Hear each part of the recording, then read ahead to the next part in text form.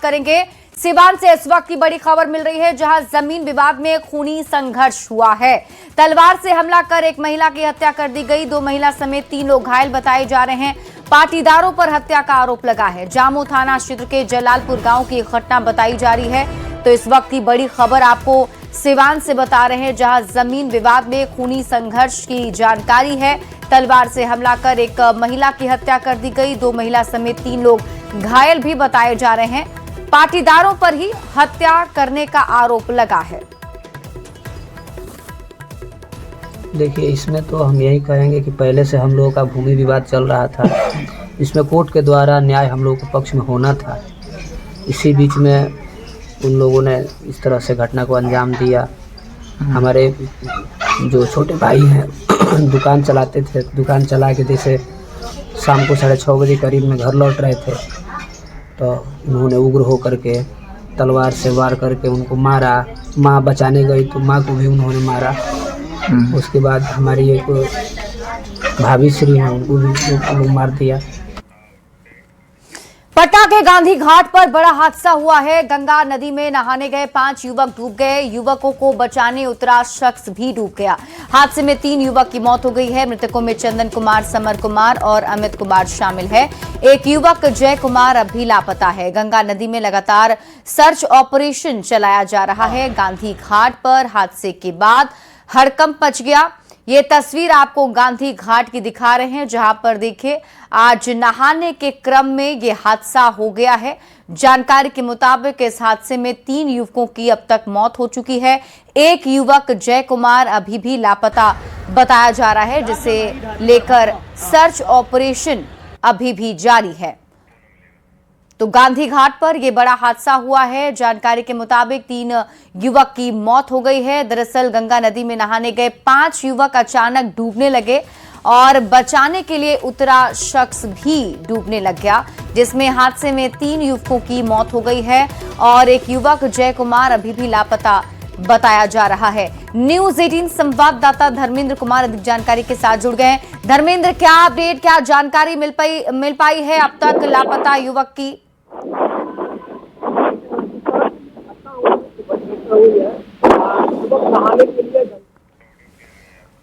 धर्मेंद्र, आपकी आवाज सही से हम तक नहीं पहुंच पा रही है। चलिए, मैं वापस आपसे कनेक्ट करने की कोशिश करूंगी और इस पर अधिक जानकारी और लेंगे। लेकिन आपको बता दें कि अभी सर्च ऑपरेशन चलाया जा रहा है। युवकों को बचाने के लिए जो शख्स उतरा था वो भी हादसे का शिकार हो गया है। बाढ़ अनुमंडल के पंचमहला थाना इलाके में सोनू नामक व्यक्ति के घर हुई फायरिंग और उसके बाद पुलिस तलाशी के मामले ने अब काफी तूल पकड़ लिया है। इस घटना के बाद बाढ़ के एसडीपीओ रामकृष्ण लगातार बैठकें कर आगे की रणनीति बना रहे हैं। हालांकि पुलिस फिलहाल इस पर कुछ भी बोलने से बच रही है और संभावना जताई जा रही है कि अगले 24 से 48 घंटों के भीतर पुलिस कार्रवाई कर सकती है। देखिए बाढ़ संवाददाता अनिरुद्ध की ये रिपोर्ट। थाना के कांड संख्या 4626 में पुलिस अब एक्शन में दिख रही है।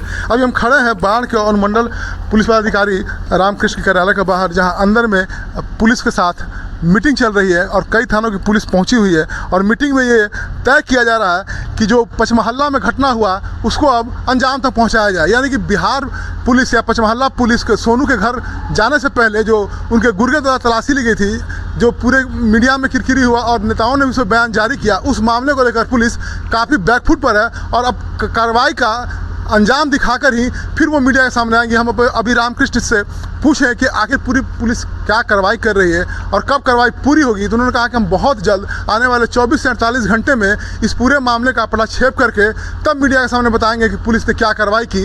हालांकि अभी कुछ भी कहने से वो बचते हुए देखें। अनिरुद्ध, न्यूज़ 18 बाढ़।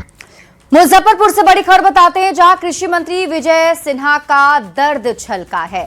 विभाग बदलने को लेकर उनका दर्द छलका। मंच से तंज भरे अंदाज में विजय सिन्हा ने कहा, जब बेईमानों पर कार्रवाई करने जाता हूं तब तक मेरा सब्जेक्ट ही बदल दिया जाता है। विद्यार्थी को थोड़ा ज्यादा सीखने की ललक रहती है अब दिक्कत होता है कि पढ़ाई हम पढ़ते हैं और क्वेश्चन आ जाता है दूसरे सब्जेक्ट का, तो एग्जामिनेशन उसमें शुरू हो जाती है, तो वो एग्जामिनेशन नहीं पास करने के लिए पूरी तन्मयता से लग जाते हैं, सबको सामने बैठा के अब पढ़ाई हम शुरू कर देते हैं।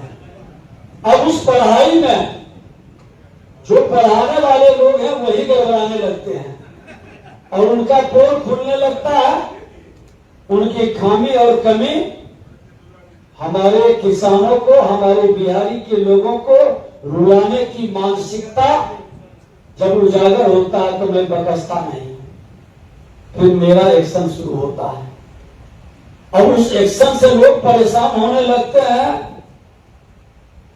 तो इसको दुर्भाग्य कहें या सौभाग्य, स्वभाव तो बदलता नहीं है। स्वभाव तो लोगों का मौसम जैसे अपने हिसाब से चलता है, तो मनुष्य का स्वभाव भी उसी हिसाब से बढ़ता है। अब विजय सिन्हा के बयान पर आरजेडी प्रवक्ता एजाज अहमद ने कहा कि उनके दर्द को समझा जा सकता है, जबकि जेडीयू इस पर अपनी ओर से सफाई दे रहा है। के दर्द को समझा जा सकता है, लेकिन विजय सिन्हा जी, अब तक आप अपने उस विद्यालय को नहीं समझ पाए जहाँ के आप विद्यार्थी हैं। आपके विद्यालय की नीति है कि जो आपके विद्यालय में पढ़ता है उसके लिए समय आने पर सब्जेक्ट बदल दिए जाते हैं, लेकिन जो दूसरे विद्यालय के लोग होते हैं, जो दूसरे विद्यालय के विद्यार्थी होते हैं, उनके लिए आपके विद्यालय में सर्वोच्च स्थान पहले से रखा जाता है। दरअसल जो माननीय मुख्यमंत्री होते हैं उनको सारे विभागों का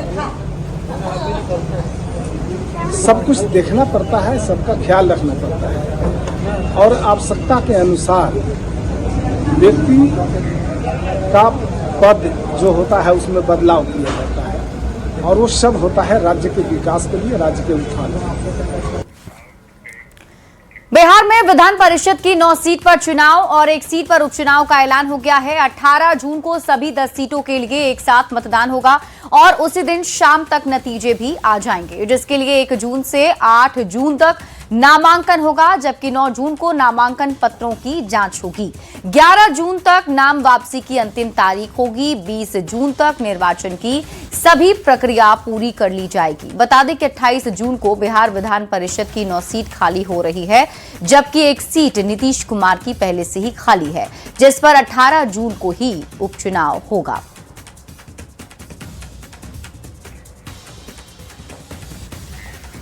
और इस बीच एमएलसी चुनाव से जुड़ी आपको एक बड़ी खबर बता देते हैं। सूत्रों के हवाले से बड़ी खबर है, जेडीयू से एमएलसी के संभावित उम्मीदवारों के जो नाम हैं वो न्यूज 18 के पास है और न्यूज 18 सूत्रों के हवाले से ये जानकारी आपको दे रहा है।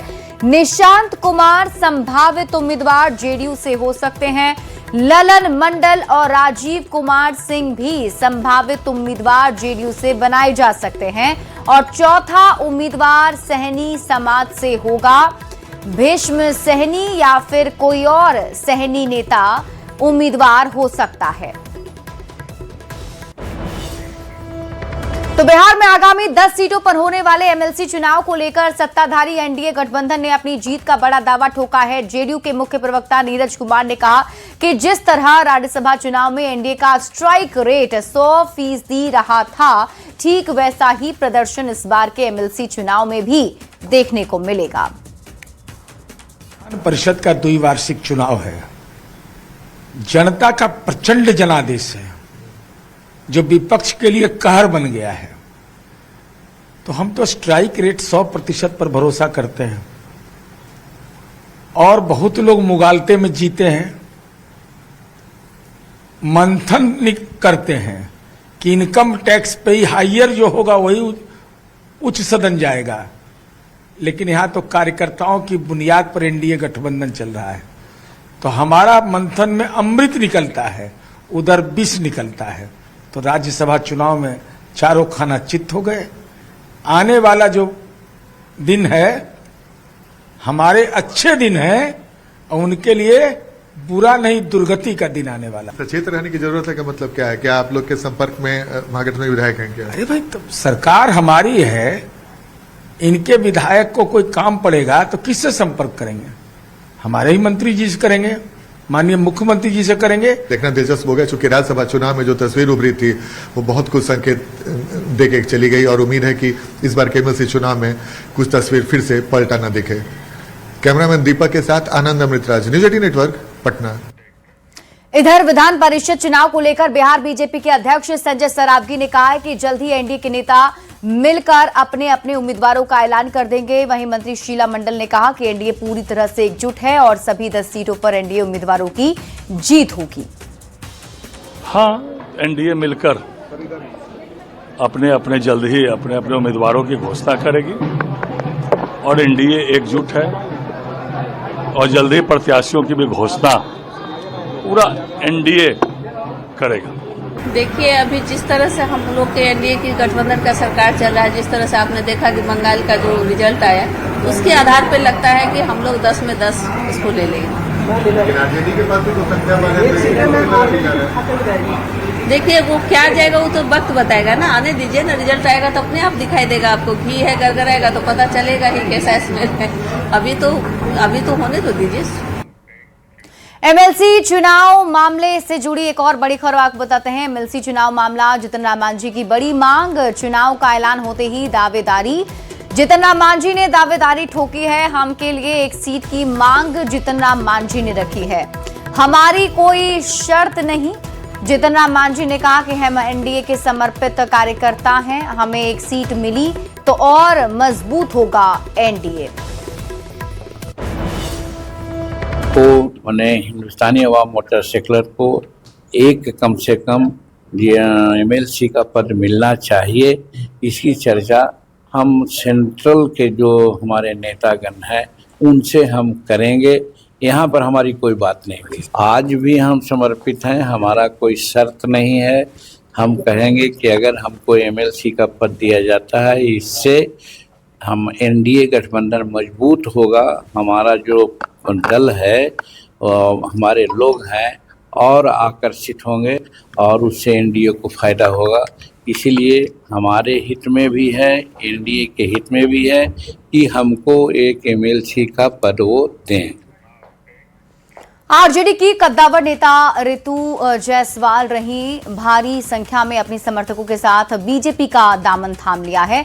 रितु जायसवाल ने आज पटना स्थित बीजेपी कार्यालय में बीजेपी की सदस्यता ली है। पार्टी के प्रदेश अध्यक्ष संजय सरावगी ने उन्हें पार्टी की सदस्यता दिलाई। रितु जायसवाल सीतामढ़ी की राजनीति में एक बड़ा चेहरा रही हैं।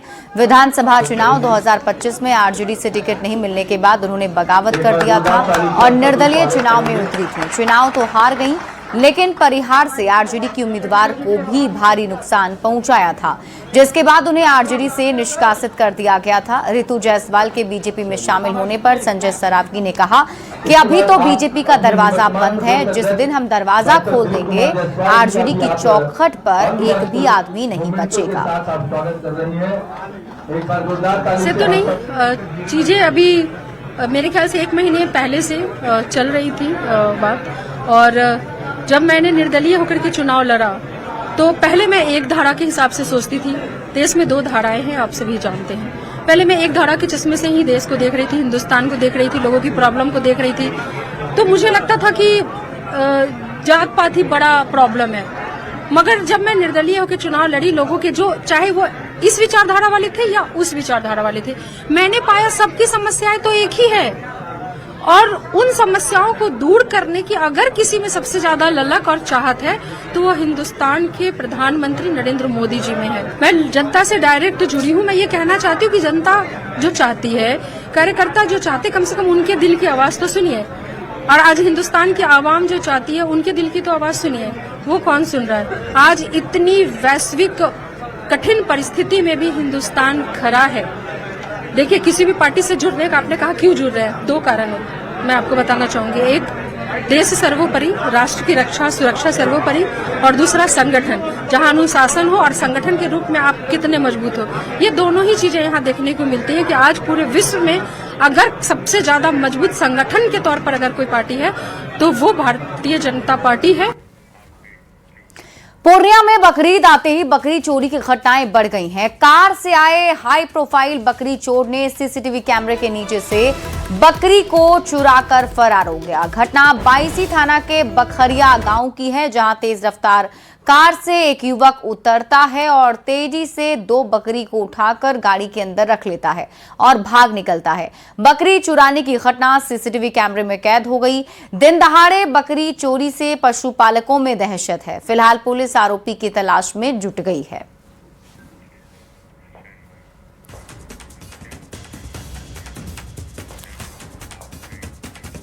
दरभंगा में दर्दनाक हादसे ने 2 परिवार को सदमे में डाल दिया है। जेसीबी से बने गड्ढे में डूबने से 2 बच्चियों की मौत हो गई। खेलने के दौरान पैर फिसलने से यह हादसा हुआ और दोनों बच्चियां अगल बगल की रहने वाली बताई जा रही है। घटना गौरा गांव की है। मृतकों की पहचान शिवानी कुमारी और निशा कुमारी के रूप में की गई। बताया जाता है कि दोनों बच्चियां घर के पास खेल रही थीं, तभी पास में जेसीबी से बने पोखर नुमा गड्ढे के पास पैर फिसल गया और वे गहरे पानी में चली गईं। घटना के बाद इलाके में मातम पसर गया है। परिजनों का रो रो कर बुरा हाल है। स्थानीय लोगों ने प्रशासन से ऐसे खतरनाक गड्ढों को जल्द भरवाने की मांग की है। दरभंगा से आपको ये बड़ी खबर बता रहे हैं, जहां एक दर्दनाक हादसा हुआ है। जानकारी के मुताबिक 2 बच्चियां खेलते खेलते गड्ढे में गिर गईं और दोनों की ही दर्दनाक मौत हो गई है।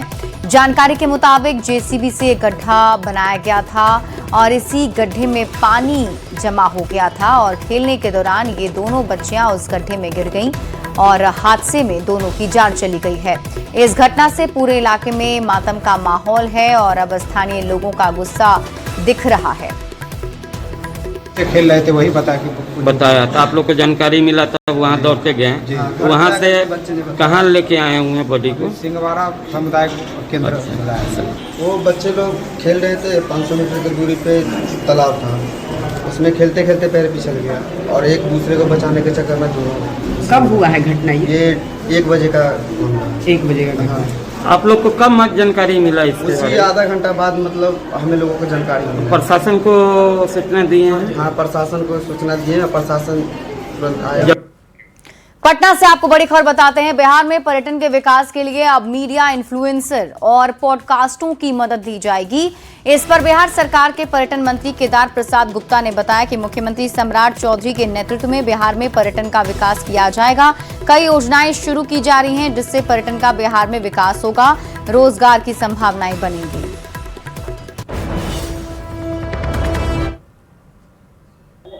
पर्यटन विभाग बिहार के यशस्वी मुख्यमंत्री सम्राट चौधरी जी के मार्गदर्शन में बिहार में एक नया कायम करेगा और पर्यटन के दिशा में बहुत सारा योजना हम लोग बना रहे हैं।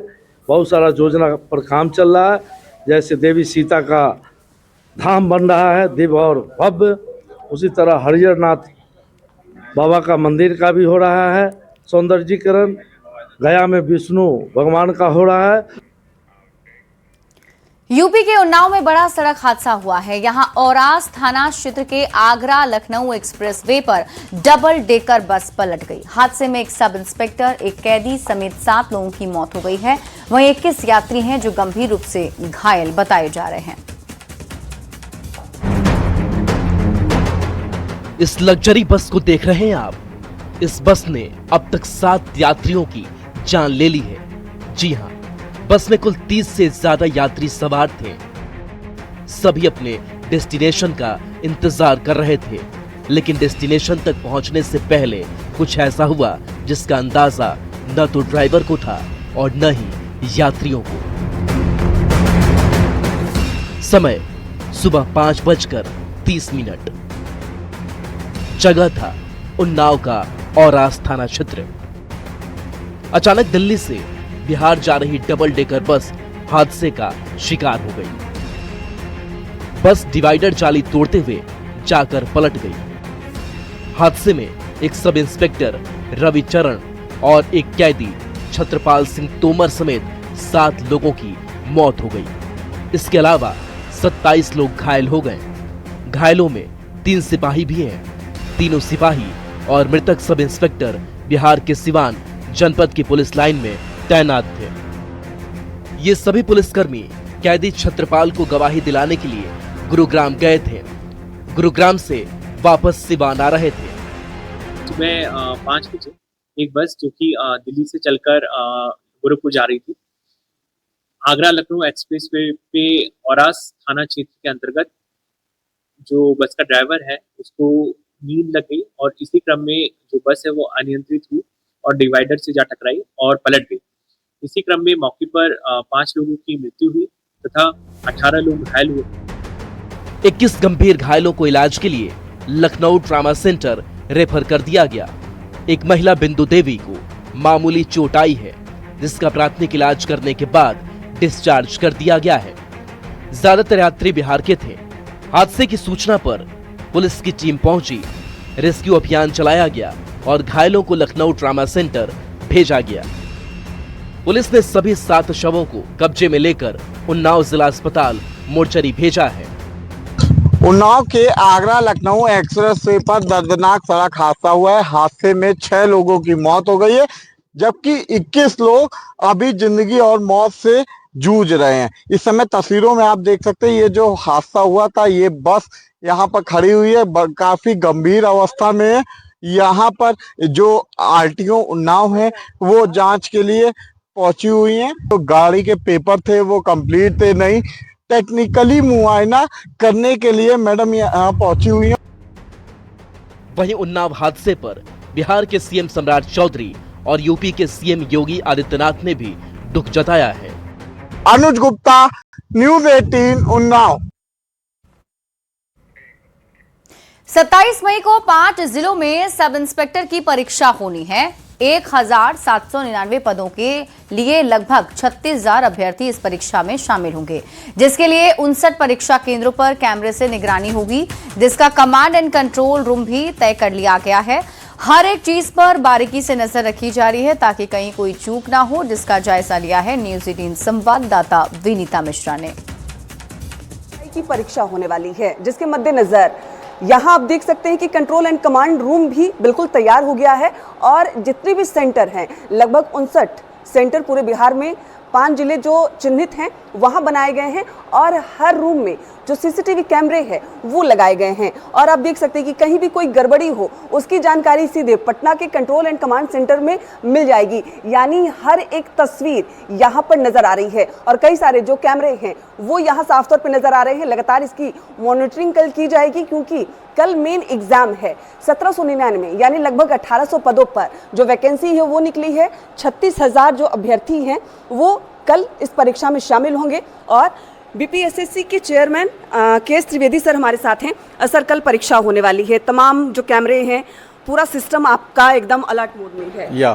कल हमारे बिहार पुलिस के सब इंस्पेक्टर का मेन एग्जामिनेशन है, मुख्य परीक्षा है और इसमें 35,857 कैंडिडेट्स अपीयर हो रहे हैं। जैसा आप जानते हैं 5 जिलों में परीक्षा है, 59 केंद्र हैं। तो ये जो आप देख रहे हैं ये हमारा कमांड एंड कंट्रोल रूम है।